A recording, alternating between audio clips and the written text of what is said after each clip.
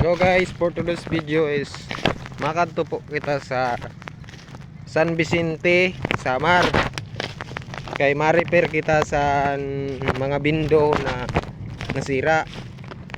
So anak ko niya na makakaupod si Tuto na taga Sila.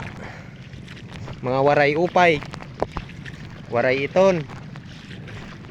So sadi po yan ang panahon niya na ayun na makakadto kita yan sa San Vicente. Madayon mga taga Masbati.